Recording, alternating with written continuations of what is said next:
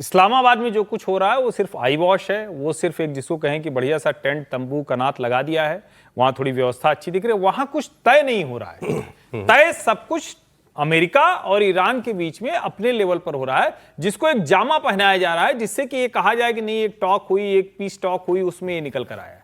और जब तक वहां नहीं होगा तब तक यहां दोनों उतरेंगे नहीं। दोनों को कुछ ऐसा तो करना ही नहीं। कल हम लोग यही कह रहे थे कोई कमर्शियल फ्लाइट तो उनको पकड़नी नहीं, वो तो उनका जहाज चल देगा, जितना समय लगेगा उतने में आ जाएंगे। इसमें जो सबसे महत्वपूर्ण है 27 जहाज वो कह रहे हैं, और हम लोग लगातार एक बात कर रहे थे कि देखो चाइना का तो अभी तक हाथ नहीं लगाया। परसों जो एक जहाज उन्होंने लौटाया है वो चाइना से ईरानियन पोर्ट जा रहा था, अमेरिका ने। और चाइनीज प्रेसिडेंट शी जिनपिंग का जो बयान है वो बड़ा इंपॉर्टेंट है। वो कह रहे हैं कि स्ट्रेट ऑफ हॉर्मुज ये इंटरनेशनल रूट है, इसको कोई बंद कैसे कर सकता है।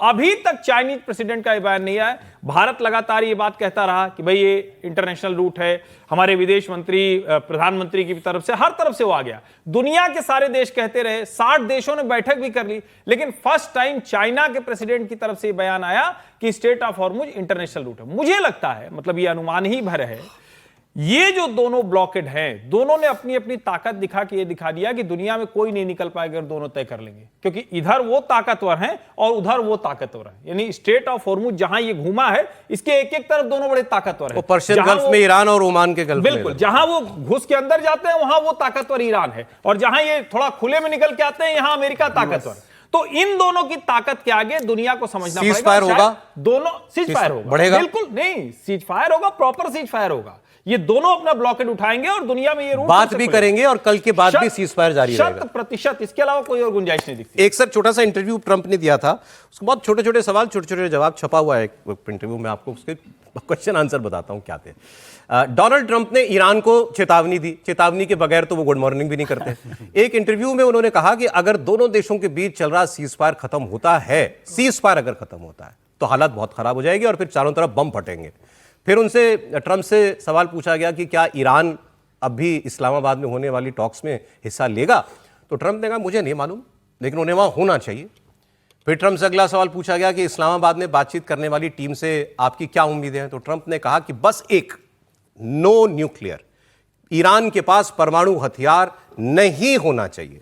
फिर एक अंतिम सवाल उनसे ये हुआ, ये बताइए कि ये जो गैस के दाम है, ये पेट्रोल के दाम है, ये $3 के, ये $4 से नीचे $3 पे कब आएंगे, क्योंकि वहाँ बढ़ गए दाम। तो और उन्होंने कहा कि इनके एक मंत्री हैं कि उनका तो बयान आया है कि अभी इस साल में तो उम्मीद नहीं है कि तेल के दाम नीचे गिरेंगे। तो उन्होंने कहा नहीं, वो मेरा मंत्री बिल्कुल ठीक गलत कह रहा है, तेल के दाम आप जैसे ही सीज फायर होगी आप देखेंगे कि तेल के दाम धड़ाम से नीचे गिरेंगे।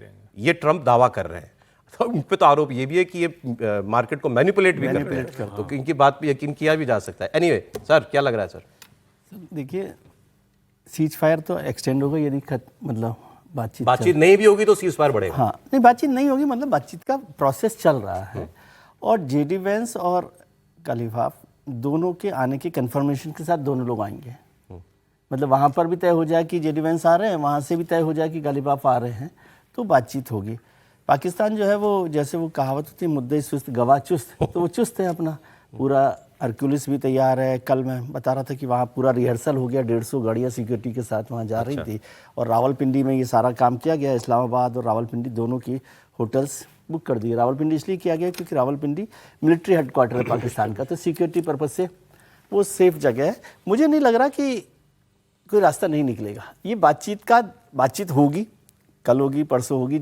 दोनों लोग एक बार आपस में अंडरस्टैंडिंग हो जाए कि वो लोग आएँ, उसमें करेंगे, और ट्रंप साहब उसमें, और ये ऐसा है ना, सगाई जैसा कार्यक्रम, इसको ये समझना कि अब कल बातचीत हो जाएगी तो खत्म हो जाएगा। एक बार कुछ सगाई रोका हो जाए ना, रोका हो जाए तो फिर आगे की बात होती है। लेकिन कितनी बार लेकिन सर, वो होता रहता है कि पहले इसकी सर बातचीत हो गई है, उसमें कोई सॉल्यूशन नहीं निकला। उसके बाद जिस तरह के दोनों तरफ से बयान आ रहे हैं, लड़ने की तैयारी दिखा रहे हैं, और अभी तक ये तय नहीं मिलेंगे। और मिलेंगे किस लिए, जब सहमति नहीं बन पा रही। ईरान कह रहा है कि भाई अव्यावहारिक मांगे अमेरिका कर रहा है, उस पर हम तैयार नहीं हो सकते। अगर वही बातों पर अमेरिका अगर अड़ा हुआ होगा और ईरान उसके लिए तैयार नहीं होगा, तो ईरान कहेगा जब उस बातों पर हम सहमत नहीं, तो आके आपसे क्या बात करेंगे। एक ओपिनियन दूं, मुझे जो चीज पॉजिटिव दिखी, आप ये सोचिए, इस सब की बिल्कुल ठीक कह रहे हैं वो कि भाषा धमकी वाली है, डेडलाइन सुबह खत्म हो रही है सीज फायर की, लेकिन एक बहुत बड़ा काम इस बीच में हो गया। हॉर्मुज खोल दिया था ना ईरान ने। अगर वो फॉर व्हाटएवर रीजन उसको जिसने भी बनाया, आसिम मुनीर ने क्या गोली बेची उसको, जो भी हो, उसने कुछ देर के लिए हॉर्मुज खोलने के लिए वो तैयार हो गया। देखिए इसको समझिए, लेकिन सर हॉर्मुज तो खुल गया था, लेकिन तब भी ईरान ने क्या किया था कि IRGC से बात कीजिए, उनसे टोकन नंबर थाम लीजिए। इसको आप समझिए ना। आमिर, वो ठीक है। नहीं, मैं क्या करूं, मेरी बात तो सुन लीजिए। अमेरिका ये कैसे कहेगा कि हमारा टोकन नहीं है?